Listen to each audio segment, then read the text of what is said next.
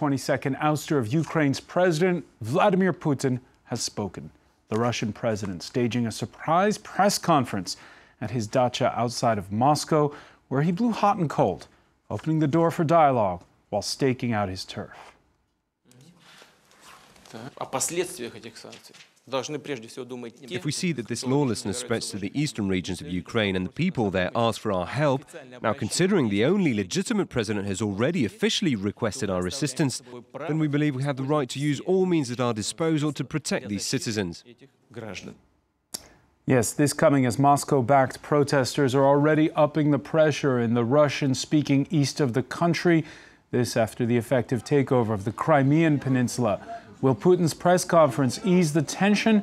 NATO's meeting with Moscow representatives Wednesday, but it's still touch and go as to what with alliance member Turkey scrambling fighter jets after a Russian surveillance plane flew parallel to the Black Sea coast.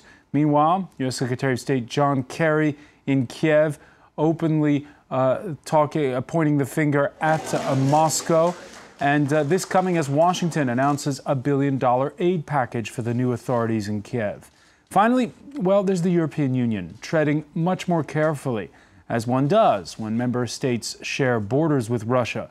The EU, which buys 1/3 of its oil and gas from Moscow.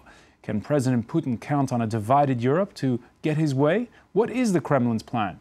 And will the Russian president come out of it all stronger or weaker, both on the domestic front and on the world stage? Today in the France 24 debate, we're looking at the situation in Ukraine and at Moscow's next move. And with us to talk about it from London, Ben Judah, author of Fragile Empire, How Russia Fell In and Out of Love with Vladimir Putin.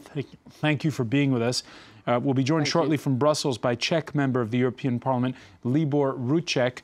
And here in the studio, Natalia NAROCHNITSKAYA of the Russian Institute for Democracy and Cooperation, former member of the Duma as well. Thank you for being with us. Thanks as well to Cyrille BEGORRE-BRET, who teaches at the French Political Science Institute, Sciences Po. Thank you for being with us. And also Catherine Field, New Zealand reporter who is covering this story. The France 24 debate, where you can always join the conversation, and you have on Facebook and on Twitter our hashtag F24debate. Now, in the same breath, Vladimir Putin telling reporters at his state residence that politically, well, the ousted Viktor Yanukovych was probably through, but that he was still Ukraine's president. Putin also laying down a blueprint for Ukraine's new leaders. They need to hold a referendum and adopt a new constitution, so all Ukrainian citizens can feel like they are part of this process, that they are influencing the basic principles of the functioning of their own country.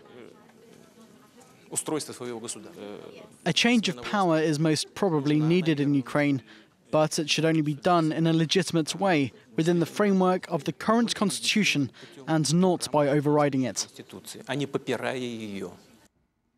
Ben Judah, how do you interpret what you just heard? That if you listened to Vladimir Putin's press conference, you'd see that any attempt to impose a kind of clear logic on it, in fact, falls flat. This was a rambling, Neronian stream of consciousness in which he repeatedly contradicted himself, made strange references at times to details of Ukrainian political life that may or may not have taken place. What's clear out of Putin's press conference is that this man is a dictator. He's a dictator who's entered that phase in a dictator's career when he believes his own propaganda, in which very few people can actually speak sense to him. Watching this press conference in which Mr. Putin decided to sound off about India and how India had suffered from economic consequences of the US Federal Reserve having ceased its taper policy, was a confusing affair, and I think would be very much mistaken in trying to enforce any logic logic on it. Putin comes out of that press conference looking frightening, and one's left trying to imagine how difficult and near impossible it is to try and logic and reason with this man who is, as Angela Merkel is said to have put it, living in another world, a world where only he is right, where only he understands what's going on, and only he has a right to dictate what future Ukraine should have. Living in another world, but is that because you're seeing it, Ben Judah, through a Westerner's eyes? Why do you think I'm seeing that through a Westerner's eyes? Okay, well, what I'm seeing it through is a historian's eyes, and we all know extremely well that over the course of the life of politicians in power, it becomes increasingly difficult for people to talk to them. They surround themselves by flunkies and hangers-on. Contacts to the real world diminish. We've seen this happen in Britain to the Prime Minister Tony Blair who ruled for 10 years, a man that was very much in touch with the British public sentiment when he took power in 1997. By the mid-2000s, there was a certain glint in his eye. It's happened in France to many a president, and of course to Nicolas Sarkozy losing contact with French political life. Just imagine, Vladimir Putin has been president ever since 2000. When was the last time Vladimir Putin opened his own door? When was the last time Vladimir Putin went for a walk unguarded in Russia? When was the last time Vladimir Putin was somebody that you could criticize in an open debate, that you could challenge? I'm not imposing any sort of Western value judgments on what Putin was saying. I'm just saying that if people rule for that long, they become detached. They start to believe themselves. This happened in the British Empire, it happened in the Roman Empire, and it is happening today in Russia's latter-day empire of oil and gas and pressure in Eastern Europe. Natalia NAROCHNITSKAYA, this morning when we got the news that there was this press conference that was being staged, it was all hands on deck. It seemed a little bit hastily organized. Do you agree that this was done in a hurry? No, I think it doesn't matter whether it was in a hurry or not. Well, we have it. We had it. You know, what I've just heard my distinguished counterpart in London chose the paradigm and quod licet Jovi non licet bovi. What is allowed to a Jupiter, probably the United States is not allowed to a bull. Mr. Putin hasn't done anything. Excuse me, you're putting words into my mouth. At no point did I justify the invasion of Iraq. Did I justify the invasion of Afghanistan? Please comment on what I said and don't assume my opinions. I congratulate you that you didn't prove these things, but there is nothing new under the sun. Just don't put words into my mouth. We're going to debate. If I'm allowed to finish. Of course. There is no way to be so excited, my dear sir. After bombing Yugoslavia, Iran, Iraq, after doing what has been done to Libya and to Middle East, Russia has been tolerating so much and being humiliated, watching how her interests, vital interests as far as military strategic interests were ignored. And it drew the red line. That was the message. Nobody wants a war, and there won't be war, of course. It drew red line telling the West that there is no way of prospects being realized to force Russia eventually from Sevastopol, from Crimea, from Black Sea equilibrium, because these prospects were quite alive when we saw what happened to Ukraine. And it was not Russia who plunged Ukraine into this crisis. Russia behaved, you know, indifferently, didn't send anyone there, didn't interfere into these affairs. And what happened at the end? That the legitimate government doesn't exist in Ukraine. I was telling that a week ago, well before the press conference of Mr. Putin, because after the agreements of 21st February were thrown away into the wastebasket, they stepped the whole thing, the whole story in Ukraine went out of the legal field. Because even if President resigned or not resigned, there are only 4 cases described in the Constitution to whom even the mandate to be acting president is transferred temporarily. Okay, it's prime minister, not that. So I'm finishing. Yeah. No, there is no legitimate government, and there is no revolutionary government who would control the whole country. Either the eastern region, who do not support the Maidan, and or the western regions where they're extremely anti-Russian. What started happening there? Lynching governmental official, seizure and breaking into governmental bodies, and unleashing fires, etc., etc. Okay, so but to get back under to these situations, to get back to the press conference, yes, Natalia, there was Vladimir Putin today, for instance, saying that Russian forces are not patrolling in Crimea. That's been contradicted by our correspondent, and in fact, the U.S. Secretary of State laughed when the reporters reported to him what Putin had said, how these crackly troops that are in Crimea now and that effectively have control of the peninsula are not Russian. Well, Russia did what it wanted to say to the West. There is a red line. You know that our fleet with coast structure, because every fleet is not just ships, it's just also land structure, is not complete in personnel. So it can be completed and filled to the level it should be. So there are so many things to explain that, and that is not the most important thing, I think. The most important thing is that how we all now see the Ukrainian crisis. And I think will Crimea be Russian from now on?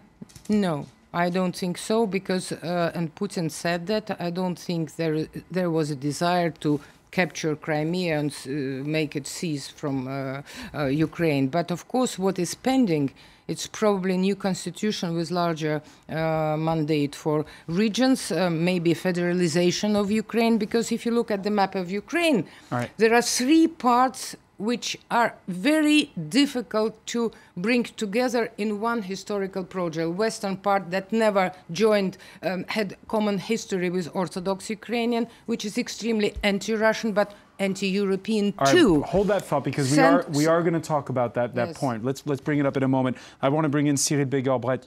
What lesson do you draw from that press conference? I think I drew the main lesson one has to bear in mind while listening to President Putin. We have to bear in mind that what is at stake is not only a 2-week crisis or a 6-month crisis. We are facing Europe, Russia, the US probably, a major crisis. Escalation has been very quick. Now it's high time to de-escalate, to defuse the crisis, and one has to get a broader picture of what is at stake. My counterpart is right. A red line or a vital interest for Russia is at stake. Maybe is threefold: gas, Crimea, and potentially the regional status of Russia. One has to bear in mind that for the US, what is at stake is a complete reverse of strategy. The pivot to Asia can be, impaired by this move.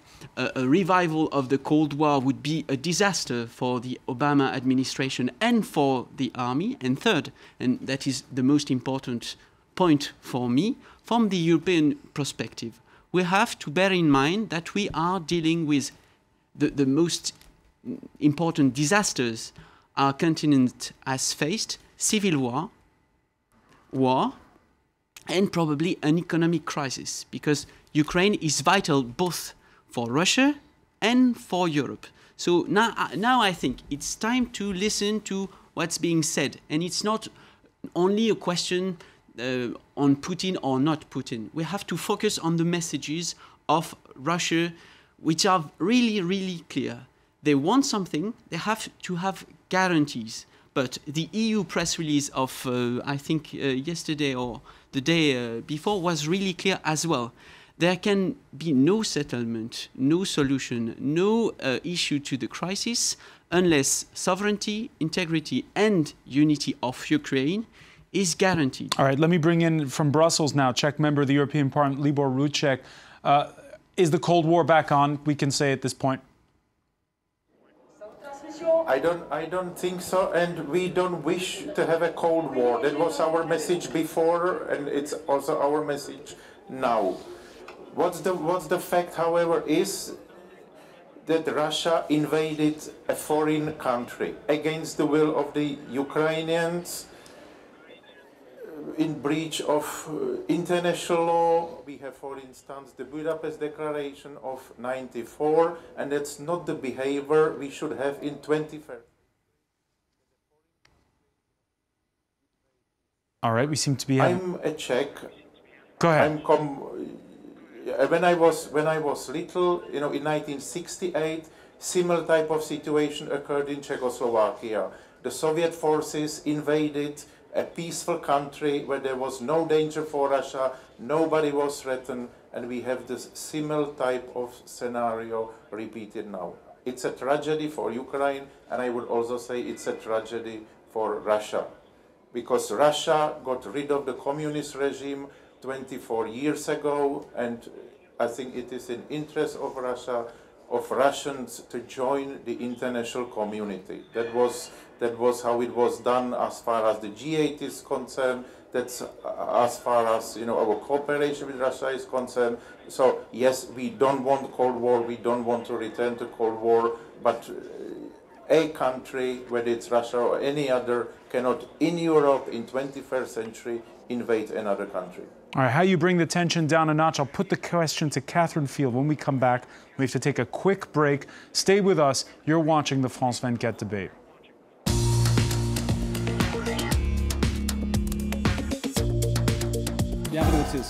Reporters. Over 3 million refugees have had to choose between the hell of war in Syria or exile. Most have fled to neighbouring countries, but every day hundreds try to enter Europe. In the face of such an influx, EU border controls have been reinforced. From Turkey to Sweden, France 24 followed these illegal migrants. Their journey often ends in overcrowded and unhealthy refugee camps. A behind-the-scenes investigation into the European fortress. Reporters on France 24 and France24.com.